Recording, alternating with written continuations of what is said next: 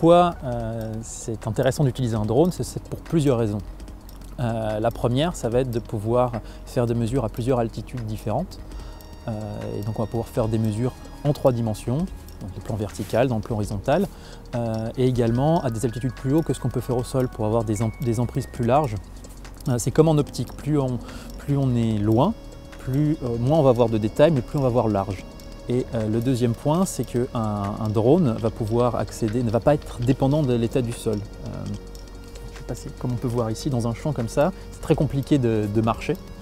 Parce que ça a été labouré, il pourrait y avoir des cultures, on pourrait endommager les cultures également. Avec un drone, on peut passer au-dessus de ça et on peut maintenir un cap assez précis. On n'a pas de problème de grande topographie où on peut pas bien marcher ou des choses du genre.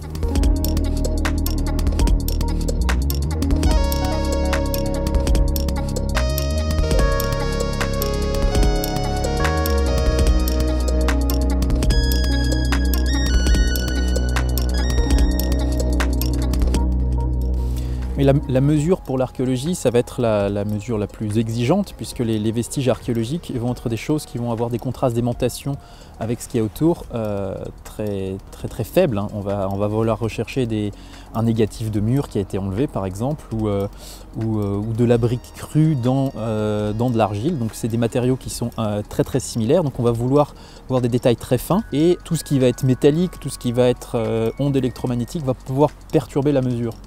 Donc on va chercher à minimiser au maximum les interférences pour pouvoir obtenir un signal exploitable en archéologie.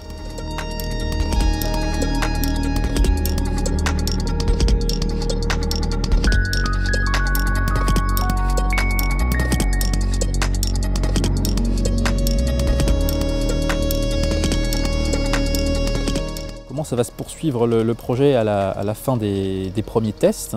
C'est qu'on va, une fois qu'on aura tout bien compris les perturbations et ce genre de choses que peuvent générer le drone, on va partir sur le développement d'une machine un peu plus grosse d'ici quelques mois, d'une machine plus grosse qui puisse emporter plus de capteurs, pour pouvoir faire de la mesure en simultané de plusieurs profils parallèles, pour pouvoir augmenter la vitesse de mesure. C'est pour pouvoir couvrir des surfaces plus grandes, pour que ce soit intéressant au niveau archéologique, parce que si on va aussi vite que la fouille, c'est pas très intéressant.